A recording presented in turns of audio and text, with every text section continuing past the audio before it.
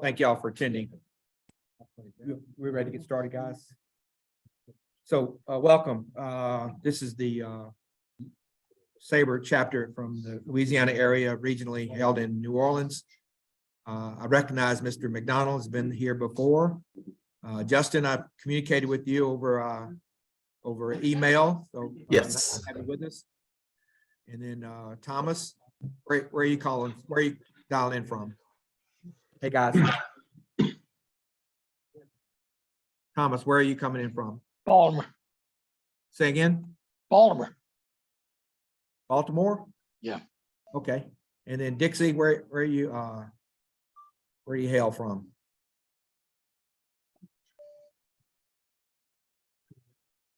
All right, he's Dixie, you're still on mute. I think so, yeah. So again, I apologize for getting started late.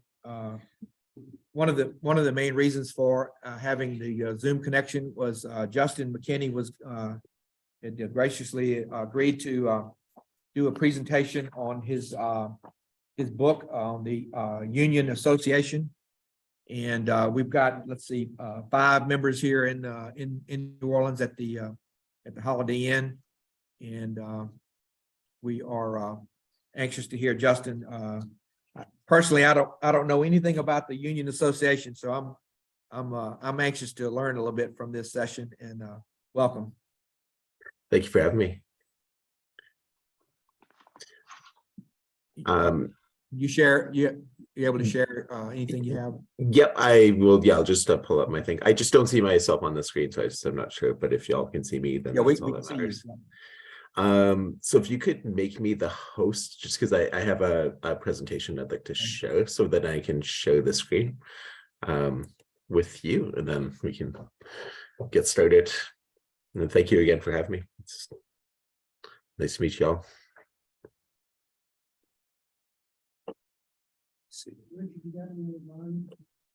I don't think so. I think that's it. Hang on, let's see.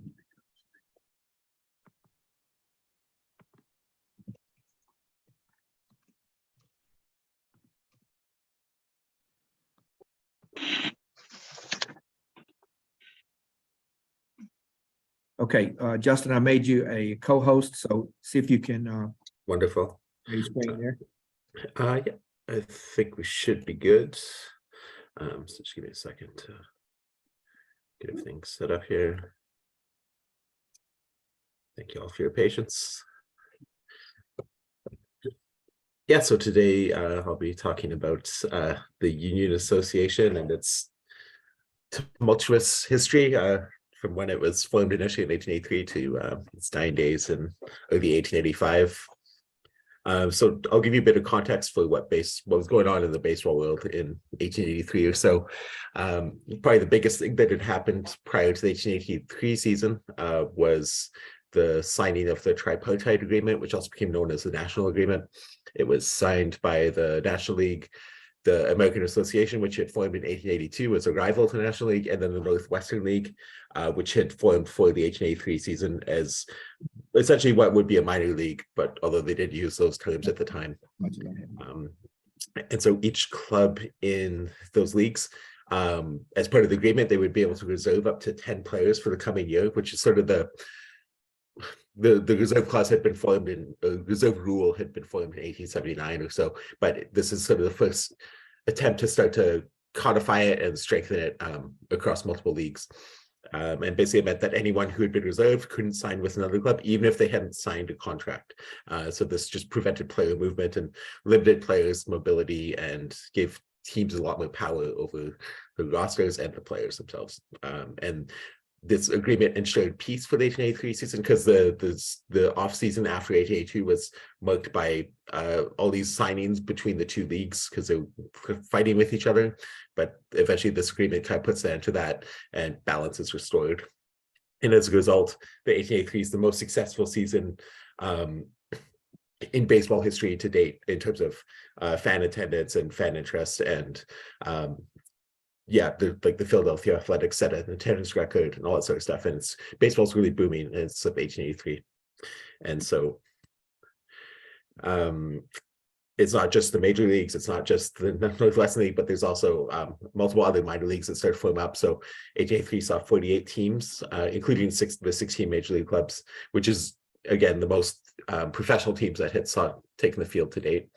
And then the Union Association kind of announces its intentions to form in fall of 1883, and then this sort of sets off this domino of expansion across baseball. The Union Association forms, the American Association in response expands to 12 teams from 8 teams, which is designed in part to force the Union Association out of certain markets.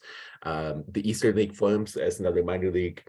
The Northwestern League also expands from 8 to 12 teams, and then a bunch of other minor leagues form across the country and also into Canada.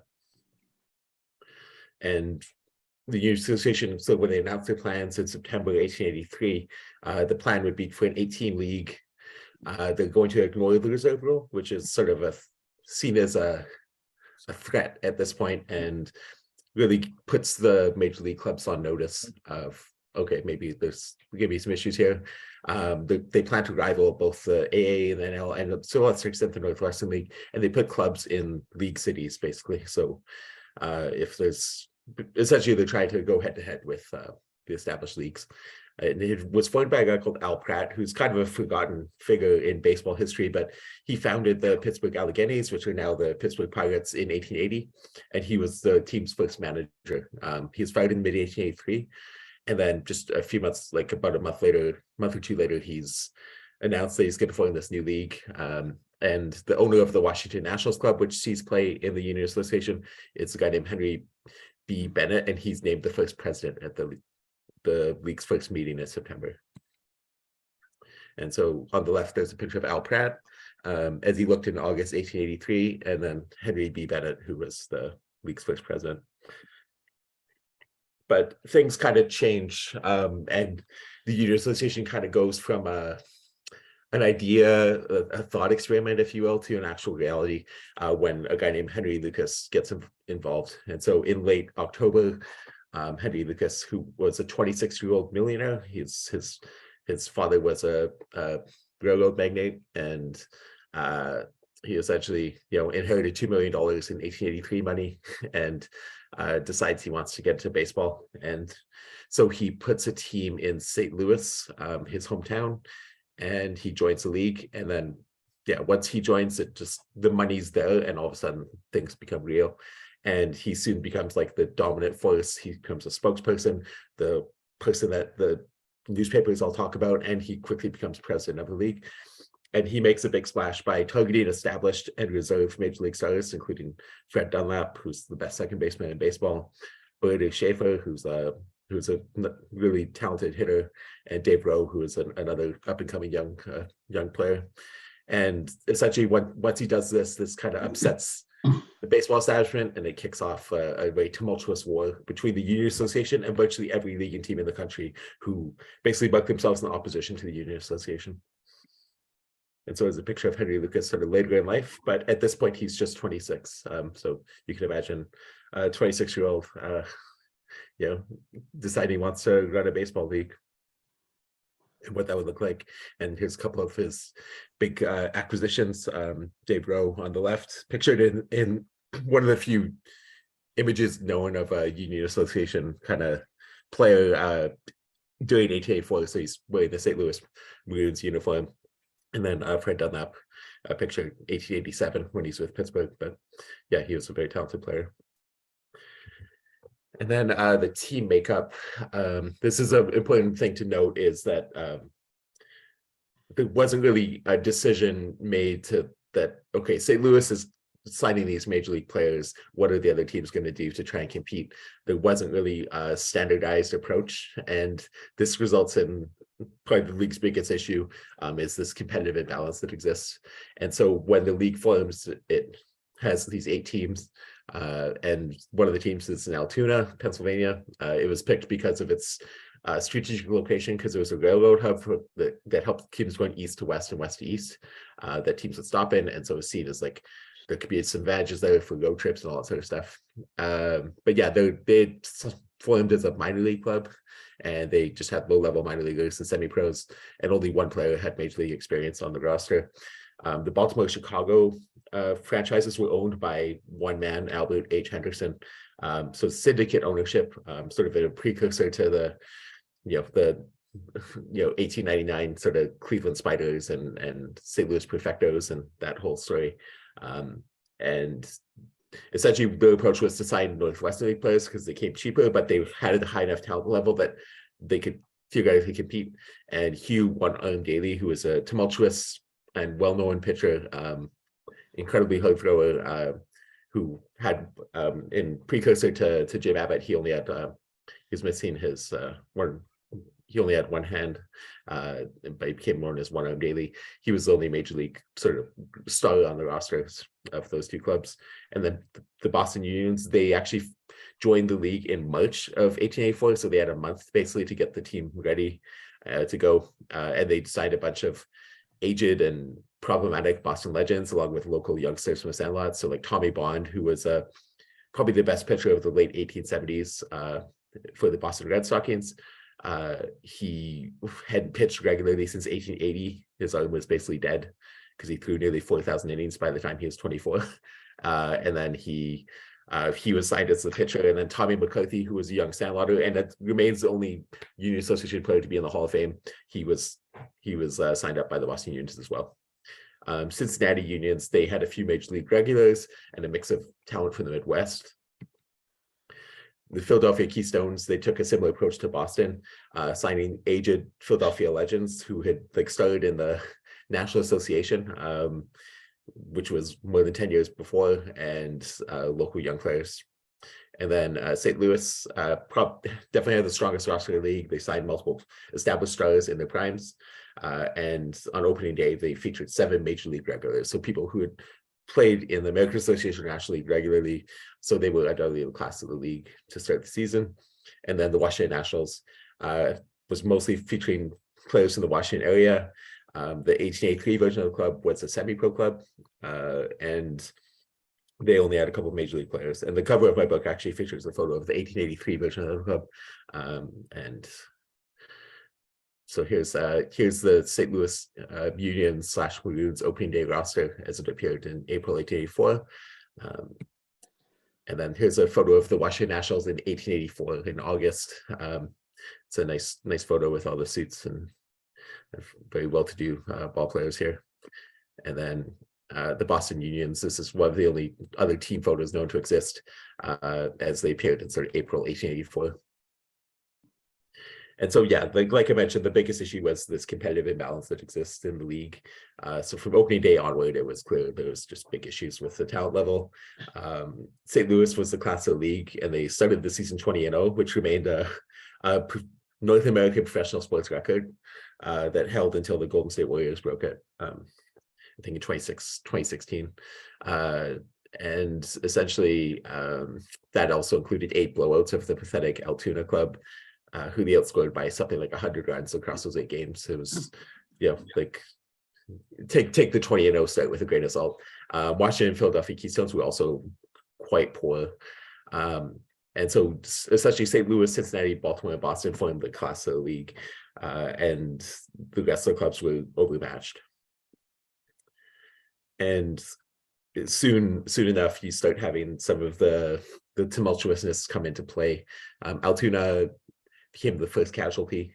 They struggled on the field. They went just 6-17, and they were completely overwhelmed by all but the league's worst clubs.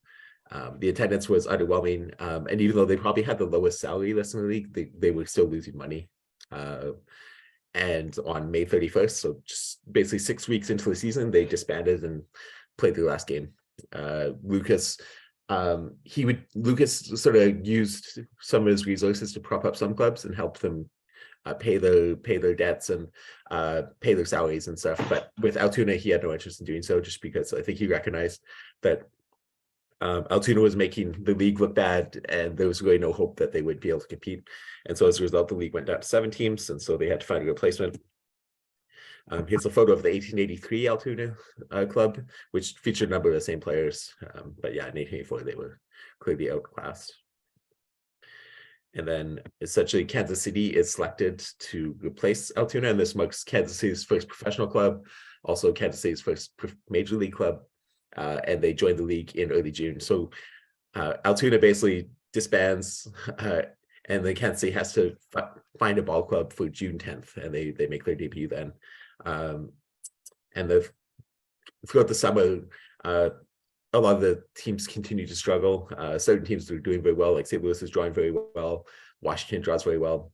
But in Kansas City actually draws really well, despite being a quite poor club. People just really enjoy going to see a ball game in Kansas City. But the Keystones are really struggling, often drawing like less than 200 fans a game, and they're really bad. And so they disband on August 8th with $10,000 in debt and a 21-46 record. And then they're replaced by the Eastern League champion, Wilmington Club, which had dominated the Eastern League. I think they went 51-12. But then they joined the Union Association and they disband a month later after going just 2-16. And so it just gives you a sense of where the league qualities were, that some of these minor leagues were quite poor in quality, even compared to the Union Association, which is generally considered the weakest major league. And the Chicago club also struggled to gain fan attention. They were drawing less than 500 fans a game, and they moved to Pittsburgh in late August, and then they merged with Baltimore in mid-September. So essentially that marks another team that's out of the league. So we basically now have Wilmington out of the league, and then we also have the Chicago-Pittsburgh franchise out of the league. And so essentially we're left to wonder, what are they going to do to finish the season? And here's on the left, here's a picture of Ted Sullivan, who started the season as the manager of the St. Louis Unions.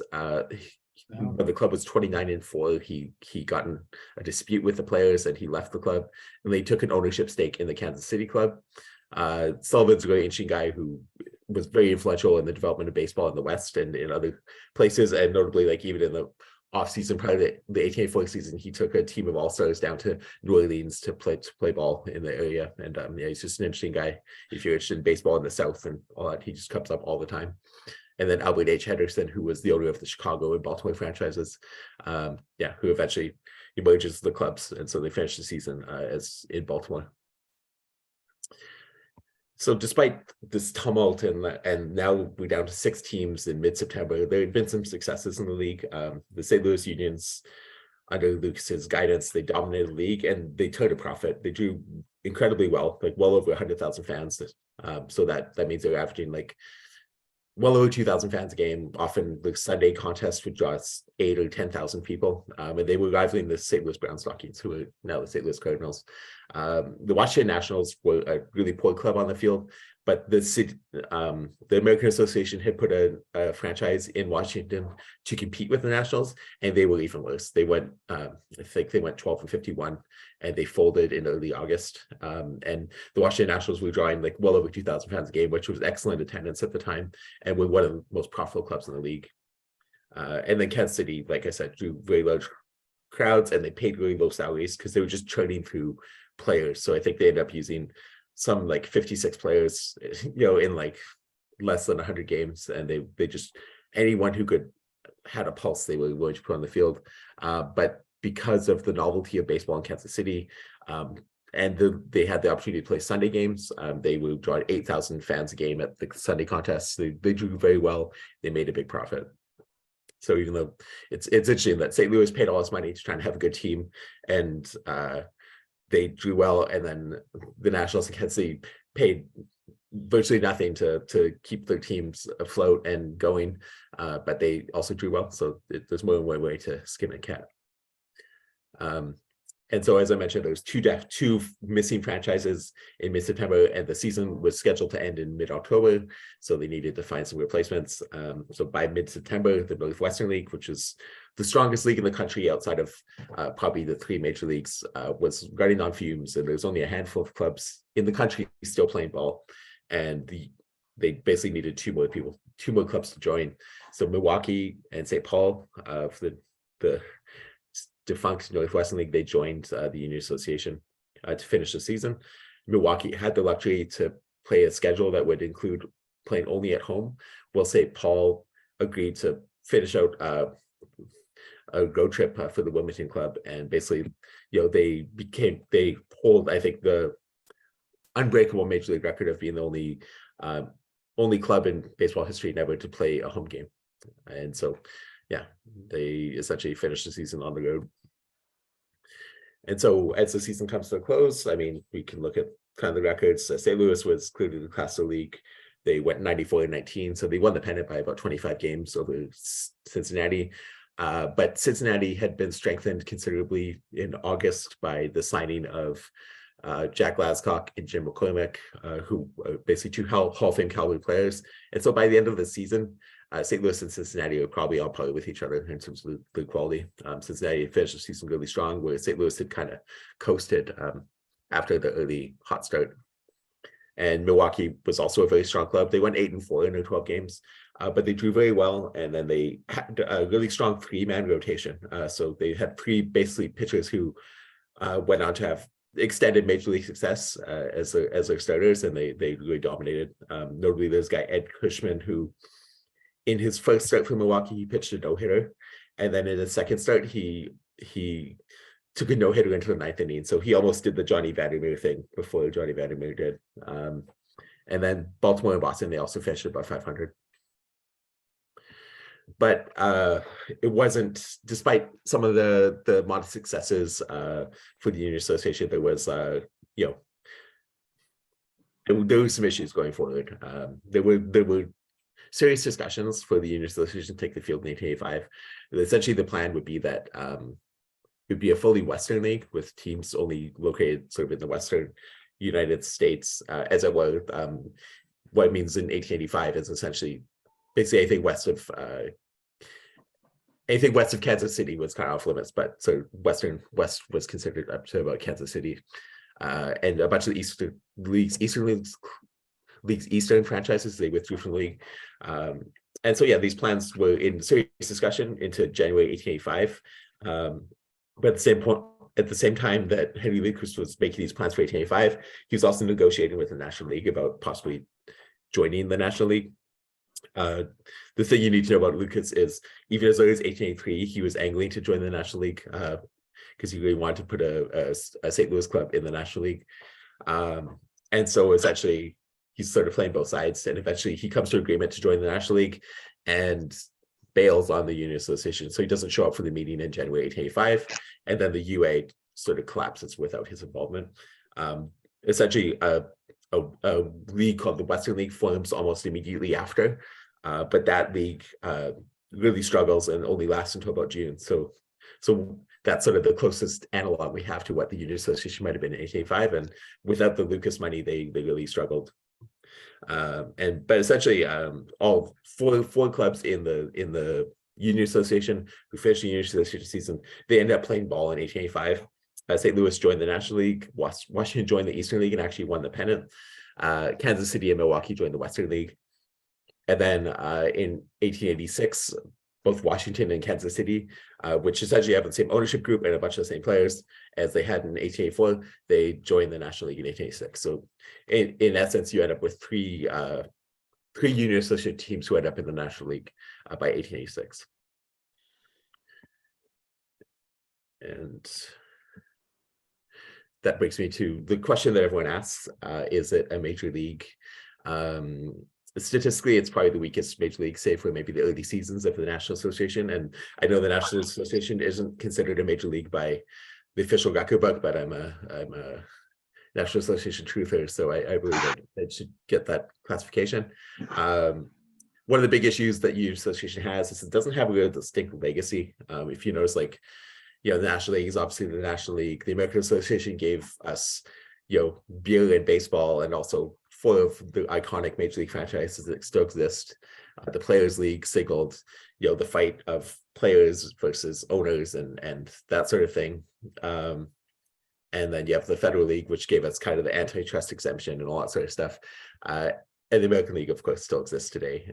But essentially, like, the Union Association sort of was a first kind of salvo in the fight between players and owners, because by challenging the reserve rule and giving players another option, it sort of signaled like that there was sort of some imbalance or injustice going on in baseball. But it wasn't as strongly codified as like the Players League was in terms of what their intentions were. And then it also gave us Kansas City's first team, And then also there was a record number of California players and also Canadian players. So it signals sort of the expansion of baseball in terms of who's playing it and where teams are looking for talent. But I think the argument about statistical quality, which I think Bill James makes quite potently and effectively in his abstract, and I think that the new one from 2001, that's the big thing that people pick up whenever I talk about this book and talk about the Union Association. And I think he's right that it's very, like, there's real issues with this, to the quality of the players and all that sort of stuff. But it's important to consider the context of the Union Association rather than just looking at statistics and like OPS plus and stuff like that. Because organized baseball in 1884 saw the Union Association as an issue, potentially a threat, and they did everything they could to undermine and kill it. So that included putting teams in Union Association cities. It included threatening teams and players with expulsion if they had anything to do with the Union Association. And so essentially they saw it as a problem, and they really tried to get rid of it. And they eventually, when they had the opportunity to kill it by getting Lucas on board with the National League, they did so as soon as they could. And then I think it's important to focus on the historical tradition of how the Union Association has been considered in baseball history. If you look at Al Spink, who is the founder of the Sporting News and one of the most influential figures in baseball, like history and research and all sorts of stuff, he's a St. Louis native. He actually later claimed to have been Henry Lucas's secretary in 1884, although I can't find contemporary evidence of that. So he was a big booster of the St. Louis Maroons. He wrote The National Game, which is one of the first attempts to tell baseball's history in 1910. And he includes a section on the St. Louis Unions and the Union Association. And he's given it kind of equal weight with the National League and the American Association. And then one of his disciples is a guy called Ernest Lanigan, who is an influential statistician and researcher. And he invented the RBI, and he's a really well-known figure in how baseball was understood. And he was a disciple of Spink, grew up in St. Louis as well. And he was likely also a devotee of the St. Louis Unions. When he wrote the Baseball Encyclopedia in 1922, he gives the Union Association equal credit with the other major leagues. And so essentially you have these two big figures treated the same way. And those both influenced Maury Allen, who really becomes the official historian of Major League Baseball and the Hall of Fame. And he treats it the same. And he's on the group in 1969 that is tasked with basically establishing what is a major league. And so when the Macmillan Encyclopedia comes out in 1969, the Union Association is like listed as one of the major leagues that's considered a major league. And so you essentially have this long history dating back to like 1910 and before, where the Union Association is treated as a major league. And so I don't see any reason to change it now. So, and that sort of concludes my presentation. I do have this book that came out in late October of last year. It's available wherever books are sold. Yeah, and there's also an ebook version as well that's a bit cheaper in case anyone's interested. I'm pretty active on Twitter, but you can email me or get in touch in any way you'd like, because I'd love to talk about the book. And I'll just stop sharing my screen. And if anyone has any questions or comments, I'd be happy to answer. Yeah, Justin, I've got a couple of questions. This is Richard. Yes. So with all the changes in the clubs throughout the season, were there a lot of players that were moving around also, but between in that period of time between teams or with other leagues? Yeah, definitely. So one thing that happened sort of in early July is, I think in the July 1st meeting, the Union Association, essentially Henry Lucas says, these other leagues have been trying to steal their players. So what we're going to do is we're going to start stealing their players. And so then it ramps up this war where all these players then start jumping around like for the rest of the season between the leagues. And so quite a few of his players defect to the American Association. He steals like Charlie Sweeney from the Providence Grays and this guy DP Shaw, who jumps from the Detroit club to the Boston Unions, and like there's a lot of jumping back and forth. So as things get unstable, all these teams are competing for players, and there's just like a desperate hunt to try and track down anyone. So yeah, essentially it really wraps up in the mid-season. So how was travel? Do you get a sense for how was travel accommodated with Kansas City and and Altoona or wherever, that was by train. Yeah, right? it's all by train. That ends up being the big issue for baseball in general is like it's really difficult to turn a profit in baseball because of travel. The Union Association has what's called the $75 guarantee. So essentially, any visiting club is supposed to be paid out $75 by the home team to play each game. But oftentimes that's an issue because the home club has not drawn well enough to do so.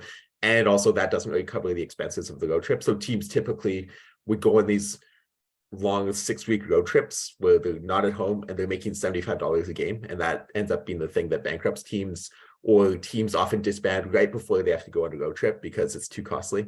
But yeah, that travel is a huge issue. And the big reason why Altoona was in the league is it was a railroad hub. And even though it had 19,000 people, it was like sort of this perfect spot going from east to west for teams. And then the big issue with Kansas City and why Kansas City really struggled to have even a major league franchise after the 1880s is it's like a 12-hour train ride from St. Louis. So it's like an exceptionally long time to get to Kansas City. And even though it's a really good market that loves baseball, has a substantial enough population, there's just like too many issues logistically to keep it like, so it takes them until obviously 1969 for them to actually have like full-fledged, like established long-term, actually 1970, I guess, because no, 1969. Sorry, again, the Brewers and the Pirates confused, sorry, 1969. But yeah, so yeah, that travel is a huge issue for teams because it's just so costly. And again, going away from home for 6 weeks also has the impact of dulling fan interest when they return home because it's, well, we forgot about you, or in certain cases, like you have multiple other teams that are playing, like the Philadelphia Keystones are playing against the Philadelphia Phillies and the Philadelphia Athletics, and there's a ton of like amateur ball going on in Philadelphia, so no one's going to go see the Keystones. And then when they go away for 6 weeks and come back, like there's just zero interest in any. There's no one wants to see them play. So one more question. So statistics during that period of time, how reliable were they in terms of somebody gathering all of the stats for these games? Because you know how Negro leagues had a big problem with. Oh yeah, there's a thing. All of that. So how was it for the UA at that point? So the coverage for the Union Association is actually really strong because in 1884 you had the Sporting Life, which had formed in 1883, Okay. and they have excellent coverage of the Union Association. So I have box scores for every single game, and there's also the Cincinnati Enquirer, which was part owners of the Cincinnati Unions. They had probably one of the best baseball sections in the country in terms of they just did really great coverage, had detailed accounts of almost every game. And yeah, so there's a lot of good coverage. And thankfully with stuff like newspapers.com and things like that, it's this hunt for all this stuff was made much easier than it would have been like 20 years ago. We, you know, like I can look up the Altoona newspapers, I can look up multiple papers from Cincinnati, but you know, say in 2001 or something, or even before, I would have to, you know, like, you know, go to libraries and do interlibrary loans for microfiche and stuff. So yeah, it's yeah, the coverage is very good for 1884, but it become very sophisticated book for baseball. So right. Anybody else? Any other questions or comments? I wonder whether did they do anything with African American or Latin players, considering the need for play, trouble filling up with quality players? yeah, so but so one of the things that happens is in 1883 Toledo, they have Fleet Walker on the club, and they also have his brother Welday. They're recruited to join the American Association. They won the pennant in 1883, and in the Northwestern League, they joined the American Association, which sort of officially breaks baseball's color line. So there is some black minor league. There's those two who playing for Toledo in 1884, and then in the American Association, you could see little notes like occasionally, like, oh, this like minor league club signing this black catcher or something like that. But other than like a few of those players, like the Union Association didn't seriously consider signing any black players that I'm aware of. I haven't come across anything that would suggest that. But yeah, there's, you know, it is also, yeah, interesting time in that the color line hasn't been put in place yet. So there's still like a modest amount of mixing going on and stuff like that. So. Cool. Right. Anything else? Well, Justin, thank you. I appreciate your my attendance. pleasure. You can choose to hang on, for later, or you can drop off. Either way. Yeah, sorry I have to get going, but I really appreciate the opportunity and thank you so much. And yeah, feel free to reach out if there's any questions or comments or anything like that. So thank you so much. Okay, thank you. All right. All right, we have Derby has a paper that he wanted to present today about the minor league spring training here in New Orleans in 1930. So I'm gonna move Derby, why don't you come this way? And then, because this connection to this cord is actually pretty sensitive to movement. So let me see if I can get Derby's presentation up here. Give me a minute, please. It was, yes. I had one.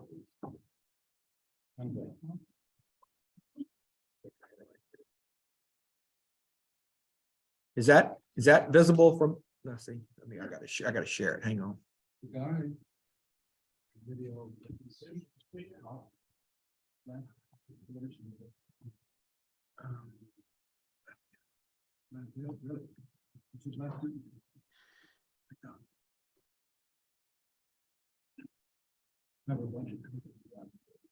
Can y'all see this front page of a presentation yet? James, can you see that? No, what No. is, Oh, okay, hang on. Give me are a we minute. supposed to see that? Oh, there should be a slide or something like that? Yeah, I yeah. don't see anything. Hang on. I'm sorry, I'm a novice at share screen.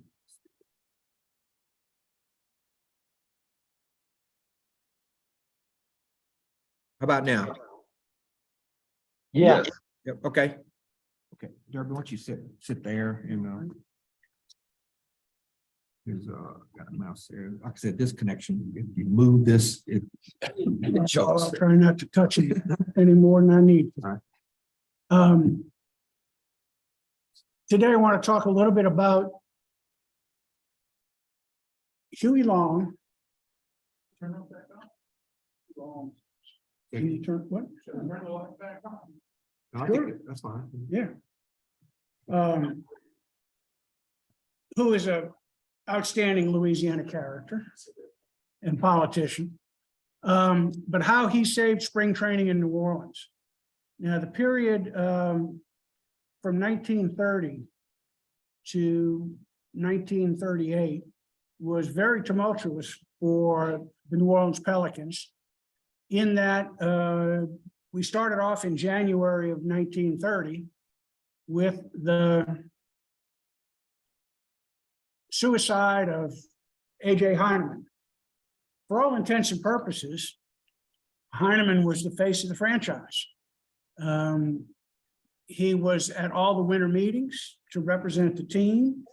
He was a shareholder, and most people believed he actually owned the club. Well, when he committed suicide, everybody wanted to know what was going to happen to the team, because he had committed suicide in his office at the stadium that he built that bore his name, Heineman Park. And so in the intervening weeks, most people learned more than they thought they knew about who owned the club. And they found out that a Cleveland businessman by the name of Charles Summers actually owned the club. Heineman was a shareholder and his right-hand man. And like I said, he was the face of the franchise. But he owned the ballpark, not the club. So a lot of things happened in this whole transition period. Summers needed to find somebody who would be his local man on the ground. And for that task, he tapped Larry Gilbert to do that. But more people found out about Summers. You have to understand, he was quite a force in the history of baseball. As a Cleveland businessman, he had single-handedly bankrolled the American League, and he owned the franchise for the Cleveland Indians. So you had a very strong working relationship between the Pelicans and the Indians, a lot of which contributed to the signing of Bob Feller and such as that. But Summers is known for more than that. He had actually loaned money to Connie Mack and Ben Shibe to build Shibe Park. He'd loaned money to Comiskey to build Comiskey Park. When no one would take the Boston franchise in the American League, he took it. And so for 1 year, they were called the Somersets until he could find somebody to take the Red Sox. And he actually built the first farm club system long before Branch Rickey ever got out of school. So he was up and running before the Federal League came into being. So Summers was an important fellow, but then unfortunately, and this goes through some of what we just talked about. Summers passed away in the middle 30s. So now we had a crisis of ownership, and the Indians were threatening to pull out of spring training in New Orleans. So along comes Huey Long. There's a wonderful picture taken by photographer Leon Trice with Huey Long on the left side in home uniform and Cleveland Indians president Alva Bradley on the right in the road uniform. Scroll up a little bit, and they're both wearing their dress shoes, not their cleats. I guess they figured it was going to be a headshot for the publicity. Huey Long was very upset by the prospect of having the Indians move out of spring training. So he got involved, and not only did he cement a 10-year deal, but for somehow he became a part owner of the Cleveland Indians. Now, he'd offered to buy a share for $500, and they insisted on gifting it to him, which is not unusual with Huey and some of his political dealings. But with that agreement, the last piece of the puzzle came into, and now, because Summers' estate had been settled and all these outstanding issues have been settled, Heineman Park could finally get lights. And we were the last Southern Association park to get lights, which played havoc during the 33 and 34 Dixie series, because the Texas clubs already had lights and they were used to night games and big crowds, and you couldn't do that in New Orleans because not a lot of guys could. You were in the middle of a depression, whatnot else. You couldn't take day off to go to the ballpark, so you had notoriously low attendance during those day games. So Huey Long, for a lot of reasons, he's a polarizing character, but in terms of baseball, he was a big fan, and he did an awful lot to try and save baseball in New Orleans by cementing this deal. Not too long thereafter, you had Judge Landis landed his cruise boat in New Orleans and was at the Roosevelt Hotel to hear why Bob Feller should be allowed to sign with the Cleveland Indians. And it turns out that the Pelicans had warehoused him his senior year of high school. He wasn't in Van Meter, Iowa. He was actually at the Roosevelt Hotel with tutors from Warren Easton High School. I have a wonderful photograph of him taking his finals in the Blue Room. You can see the bandstand in the back. And of course, he's in his coat and tie, which got all for a good press thing. But not long thereafter, they had the meeting, and Judge Landis asked Bob Feller's father. He says, well, "Where do you want the boy to play?" He said, "Cleveland." "Where do you want to play, son?" He goes, "Cleveland." He says, "Well, by God, you're playing in Cleveland." It took about an hour and a half for a couple of the other Pelicans players to say, "Well, I want to be able to sign where I want." So you had several guys who switched clubs, and Judge Landis had to say, "Well, I guess that's okay." Who's Mr. Reliable, Yankee player? What was his name? Tommy Henry. Tommy Henry. Tommy Henry was an outfielder for the Pelicans, and he got his release so he could go sign with the Yankees. So there are a couple of players who did the same thing. So there it is. That's the concise. I invite you to read it at your leisure, but that's how Huey Long saved spring training in New Orleans.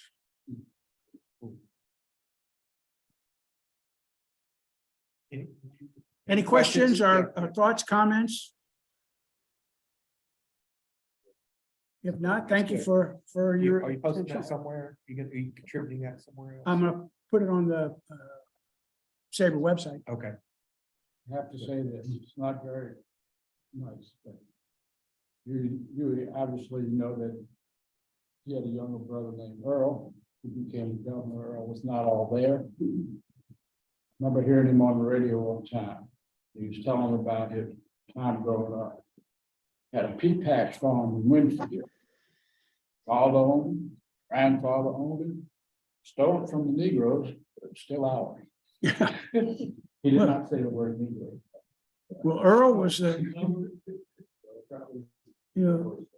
Uncle Earl was also known for carrying on with a burlesque dancer on Bourbon Street by the name of Blaze Starr.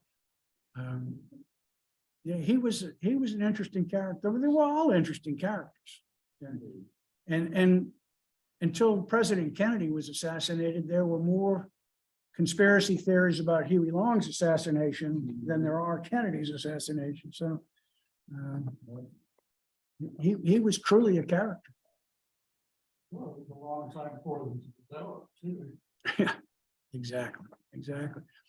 We have a former member, Dennis Waldron, who was a criminal court judge in New Orleans, and a huge baseball fan. His jury pool room is covered with baseball posters and whatnot. And in his judge's chambers, he has one whole wall devoted to Huey Long. Well, I gave him a copy of this picture. I had it blown up. That's actually Bill Gates owns the rights to that picture, and it cost me $1 and a copy of the book to get the rights to publish it. But I had it blown up, and I gave it to Judge Waldron for his chambers. He's got a shadow box of the newspaper when it announced the assassination, such as that, and some correspondence and one thing. Well, not long thereafter, I'm walking through College Inn, you had to go through, and there's the picture hanging in College Inn. And I said, well, how'd you get hold of? Judge Waldron gave it to me. He just gave him the picture. I said, I thought you liked the picture. He goes, I did. He said, but you gave it away. He says, yeah, but he gives me free food. Okay. Gives him free food. Well, Judge used to eat at College Inn. He ate at Wise Cafeteria every day till that closed. Then he ate at College Inn every day. Now he eats at Joey K's every day. Oh, really? And so, Still, oh yeah. And they keep calling on him to come back into criminal court when they. He's gotta be 80. Sharp as a tack, though. He used to come to the Tulane baseball games and he'd play stump the chump. He'd say, well, was there ever a guy who pitched to both Babe Ruth and Mickey Mantle? And he'd tell my wife, don't let him look on his phone. This was. And it took me about 3 hours to figure out who it might have been. I had a guess. I had 2 or 3 players to figure out who it would have been, but he constantly. Interesting guy. And get me out of more jury pools than you want. He wouldn't cover the microphone. He'd just say, lawyer's approach, and he'd say, juror number 9, mentally incompetent. They cut me loose. So, well, thanks very much for your attention. Appreciate it. Thank you, Darby. Right.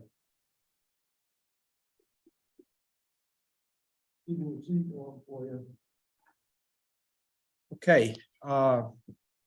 Anybody on the Zoom call got anything you want to offer, or comments or discussion points you want to make? Feel free to just chime in here. Anything else?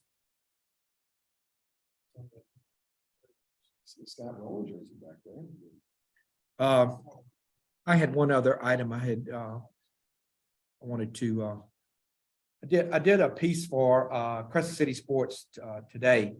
It's about City Park Stadium in New Orleans, being home for the New Orleans Pelicans for 1958 and 1959.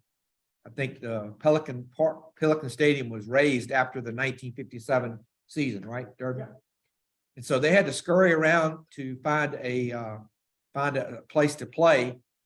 And the team was deeply in debt after the 57 season. They had to, the board of directors for the Pelicans said, you've got to raise $50,000 before the season can start for us to support this season.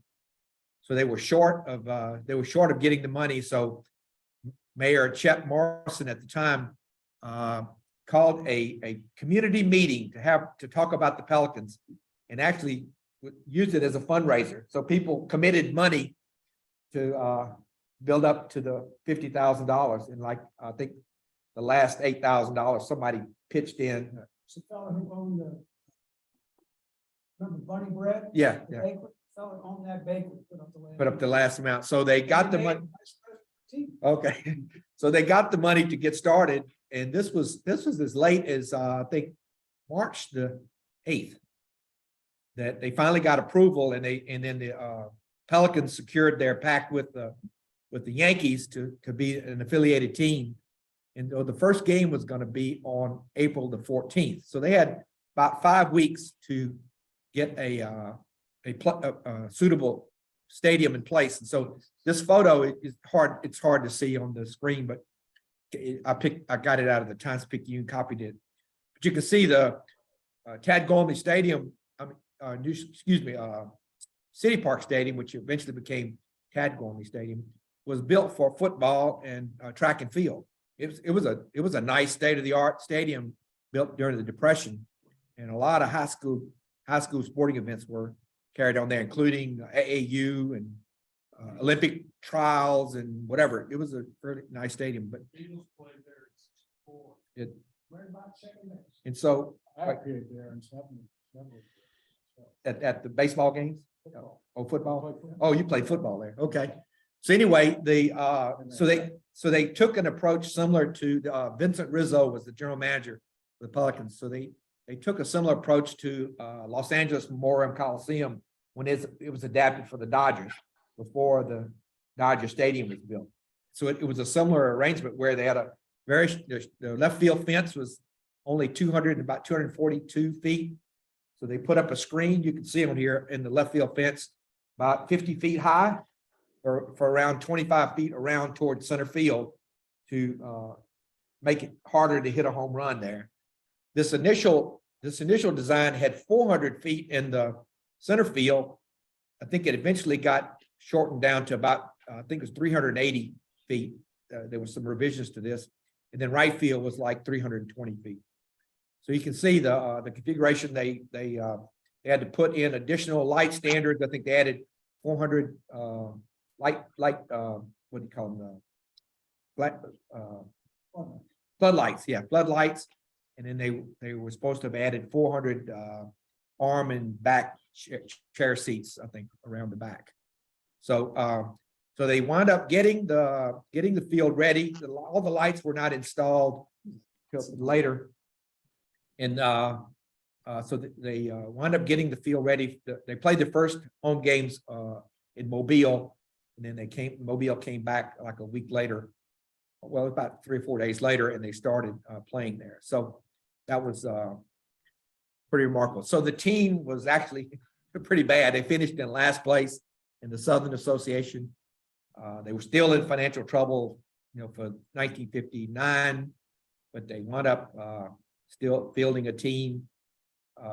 Mel Pardell became the coach, the manager for the team, and they activated Tookie Gilbert and Jack Kramer to come play for the team to build up the local attendance. In the first year, I should have mentioned that they had like 5,500 people for the first game, but then they only averaged like 700 for the entire season. So everybody came out to curiosity to see what it was like, but it didn't come later. So Tookie Gilbert used to pay the bat boy a quarter. After he'd go back, run out quick and get the bat, because he didn't want the umpire to pick it up and find out that he'd shaved. Oh, really? He'd sand it down. That's interesting. Yeah. So they played the 59 season. They finished in 6th place that year. I think the first year attendance was like 55,000. The second year was like 71,000. But after that season, the New Orleans Pelicans moved to Little Rock, sold the franchise to Little Rock, and then 1 year later, the whole league Well, folded. as New Orleans went, the whole Yeah, league went. yeah. You know, New Orleans couldn't support it. For a variety of reasons, not only just the stadium, but you had the transit strike. And they failed to, if you look at old Pelican Stadium, they had a segregated section out in left center. That was horrible because there was no shade or anything there. And the Black Pelicans were outgrowing the Pelicans. When the Pelicans were on the road, the Black Pelicans could. Right. Black fans could take the main seats. Right. The Black patrons were outgrowing the white patrons. Because number one, you could watch TV and watch Major League Baseball in the comfort of your air-conditioned home and drink your own beer instead of going to the ballpark. And you had transit strike. So a whole bunch of different things led to that demise. So this is a diagram of the stadium. It has some of the revised dimensions on it. If you pick out the box in the middle, sort of the square box, that's the infield. Then you can see the right field and left field lines, and then the line going out to center field. But it's superimposed over the stadium where the football field and the circular track around there is a cinder track. And there was a lot of concern about screwing that up because they still wanted this to be available for high school sports and football and track and field. Was there any reason that they did short porch and left as opposed to right? Was it because of the sun and they had to turn the stadium a certain way? I don't know, but Derby, you may know the answer to that, but Probably. More right-handed batter? I'm curious about it. so they did in the first year they played here, they did hit 180 home runs. Well, not all of them in New Orleans, but where there's the team the year before hit only 60. So You had future rookie of the year Tom Trush. that's right, yeah, right. I mean, I assume there's some inside the park homers for. Yeah, for the outfield, yeah. And they said a ball that hit the fence in right field, in left field was an automatic single, right? Oh. Because you'd play it off, there wasn't a wall to play off of, right? You just hit the fence and drop. And then it said sometimes they would be double, they would turn into doubles, So My daddy was a baseball nut. And myself and my two brothers, I was the only one that inherited that gene. Uh-huh. So I spent many years in both of these parts. okay. Yeah, my daddy, he was worked very hard and very busy, but whenever he could, he'd take me to the ball game. And we went to quite a few of them. I didn't keep track of them, but. Yeah. That's cool, man. So I think what there's a Chick-fil-A on the corner now, right there, I believe now. That's where I go. That's where my studio is. Like, practice music at. Yeah, I think, yeah. It took us 3.5 years to get a historical marker. Right. Placed there. Because, it's supposed to be on the neutral ground. And, well, that's the thing, is that on Tulane Avenue, there's very little neutral ground. And on Carrollton right there is no neutral ground, it's a turn lane. So you had to get the city to approve it. And it took us 3.5 years, and finally the city councilwoman at the time, Susan Guidry, said, what do you need? And within a week, she got it done, and it's still there. She said, but they're gonna vandalize. It's never been vandal, Yeah. with all that. The only thing there that doesn't get vandalized. Right. I'm at that corner like almost every day. Right. That's where that Fountain Blue Hotel. Yeah, right, was there. Storage, that's where my little practice space is. Okay. Well, It's out there, that 4 or 5 that days a site week. is part of a Teamsters pension fund fraud investigation. Because that motel was built with pension fund Oh, money, really? and they found out it was a fraud, and what a shock.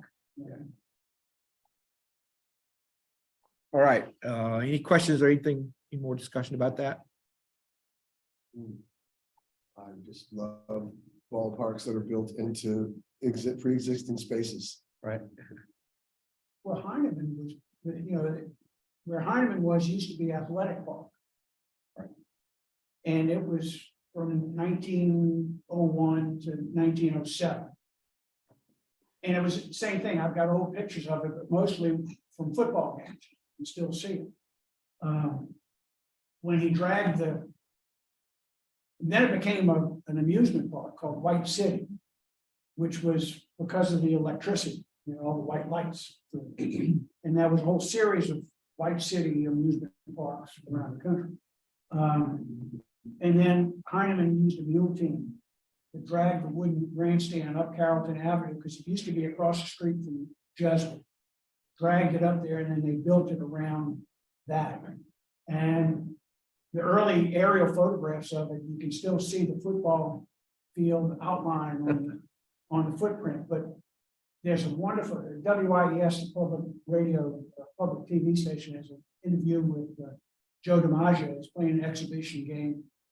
He said he hit a home run that would have, hit a fly ball that would have been a home run at any American League park. But the guy ran it down in left center. And they had to take a 5-minute break to let the guy jog back in. It was a massive ball. So I guess they didn't choose to use, wasn't Wesley Barrow Stadium and Skelly and all those, weren't they available at this time? Yeah, but you didn't have enough seating. But that was like Kirsch Rooney. Kirsch, built yeah. At the same time. Okay, Yeah, but you didn't have what they considered enough seating. Now, it would have been plenty enough, as it turned out. yeah. 500 and 700 a game. Which one is Wesley Barrow again? Wesley Barrow's out by Pontchartrain Park. I was gonna say, that's out there by Bartholomew Golf Yeah, Course. yeah. That's, yeah, that's what I thought. And they just restored that, renovated. Oh, it's cool. the, Like, I think it might be turf.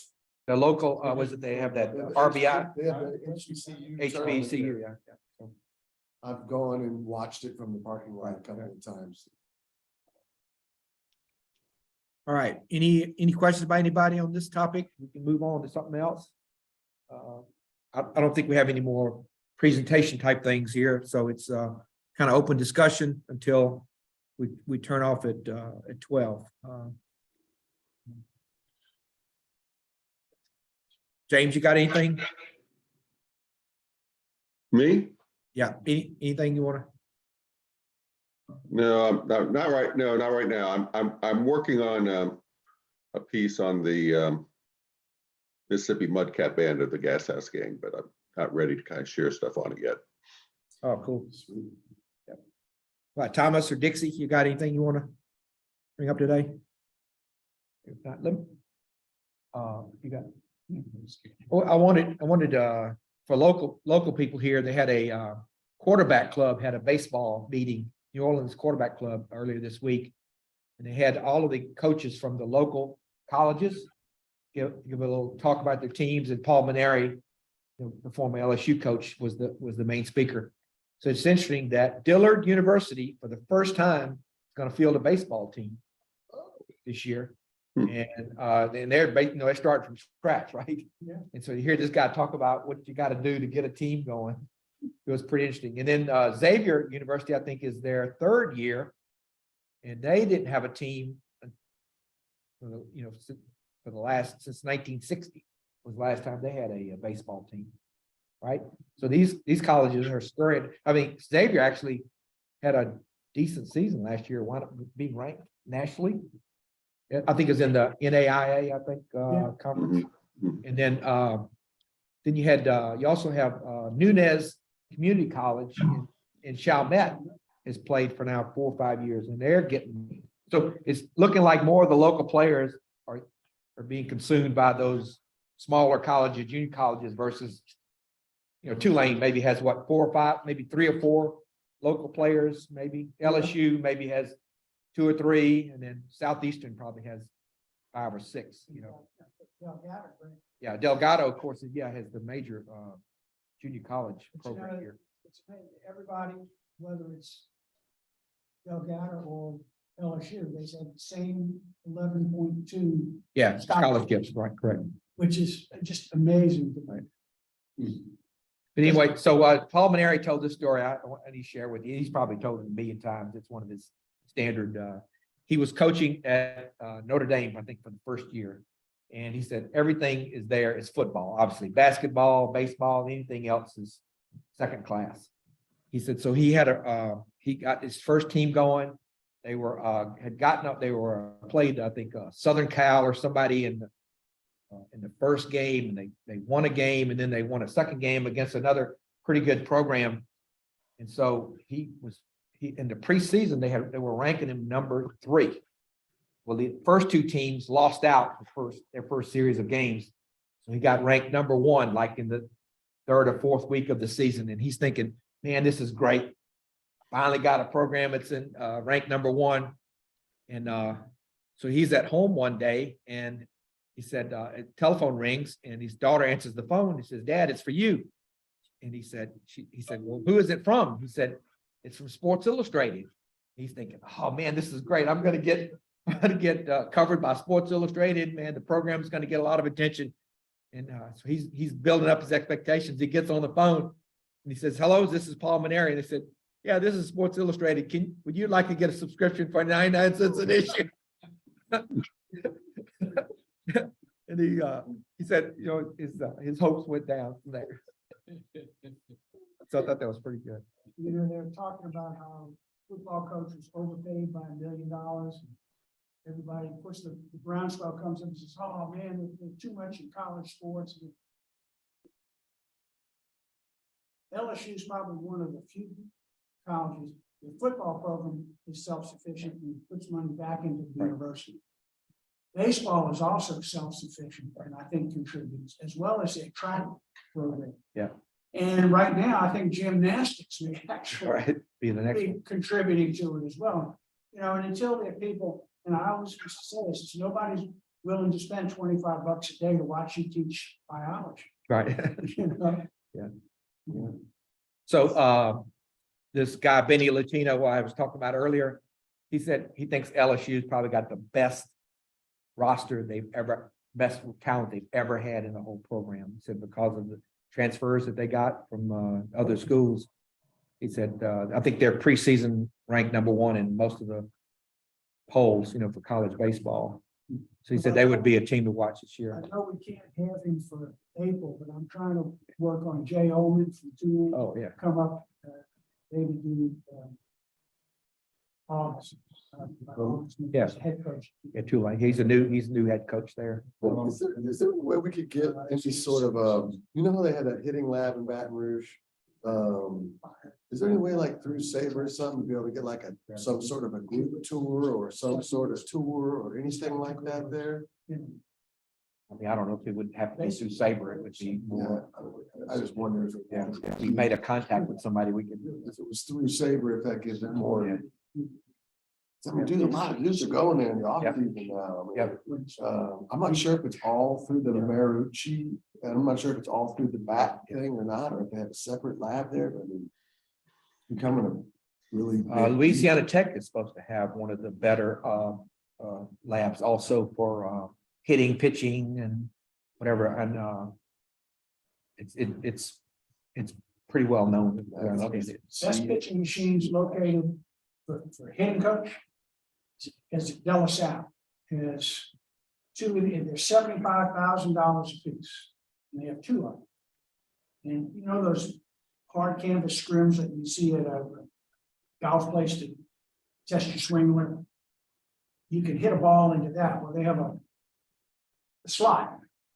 And the hitting coach or pitching coach will call up what he wants. I want to see a 75-mile-an-hour slider with a 3/4 motion from the left-handed pitcher. Wow. And the computer puts it up there, and sure enough, boom. And he puts it in like a K zone. I want it down and in, I want it up. So if you've got a kid who can't hit or recognize a pitch, he will just get a steady diet of these things until he can recognize. And they have 2 of them. Wow. In there, and then when they're not using them, they can raise them up and they can back to soccer and whatnot else. And it's a huge indoor facility. But it is a great tool. So they get programs. I mean, Joe Sherman uses it all the time, sends his kids down there. Because if you can't do it, it takes forever to change the dynamics on the normal pitching machine to say, I want to go from this to that. This thing, the computer does it just with a touch of a couple of buttons. So you can do a simulated game, no problem at all. Boom, boom, boom, boom, boom. Interesting.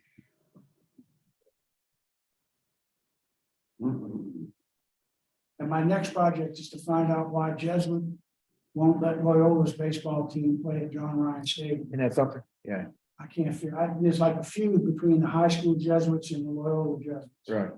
There's gotta be somebody who's mad at somebody. John Ryan Stadium's over by Maybe Earhart live, Expressway. knows why. If, right as you get on Earhart Expressway, you look to your right, you'll see John Ryan Stadium. It's funny It's a because nice old. It's a state, yeah, it's a state of the art field. in my home area, there's John Ryan. He knows exactly. But I guarantee it's not John Ryan's stadium. Well, there are a few John Ryans. This They're everywhere. Tell them where it is again. A few of those, as you get on the Earhart Expressway, stay on the right-hand side and look over. Right as it begins to go up, and you'll see a ball field on your right side. And there's an easy way to get to on the side road. You know, in Loyola, I mean, the poor kids are playing over in Bayou Segnet Park. It takes 45 minutes to get. From here, you're 5 minutes away from uptown campus, and they won't let them practice. So that reminds me of, you remember the Cabaceras family in New Orleans is known for all of its ball players over the Who's this? years. Cabaceras, Joey, Caballero.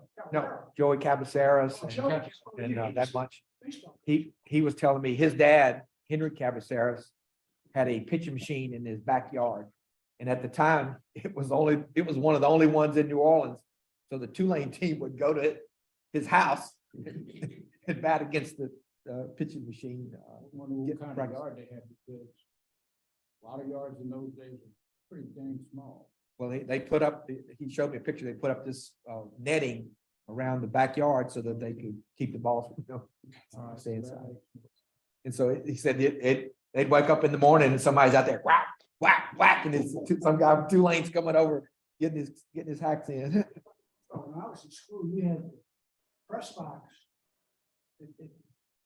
On campus for 2 lanes, looked like the sweat box stall on 17. It was just corrugated tin on a platform. That's all it was. It was a sauna.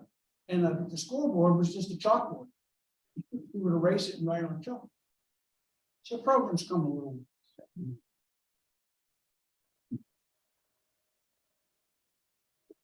All right, guys. Is that it? Anybody else? I think we're gonna probably wrap up here maybe 10 minutes early.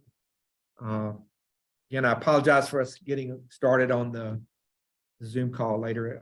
Is my error for getting it going, but anyway, thanks for joining everybody that was remote. Appreciate your attention. And so Deborah, we're going to next April is the end of the month, last Saturday in April. April 22nd. April 22nd. So on location, I know there was some interest prior to going to the hotel at Metairie, the Holiday Inn, but I don't know. Last I heard, it might be ready by March. So March 2021. yeah. So unless I hear something different, we'll just stay here and we'll, in the next meeting announcement, I'll know for sure by then. So. And just for everybody, we're gonna always be up here because it looks like they turned the boardroom into a regular guest room. Yeah. on the second floor. Yeah. I probably all. So it wasn't crazy about the second floor. When I No, went to the it's- second floor, I just kind of went by memory of it. So, Well, this is better because it works for Zoom. So yeah.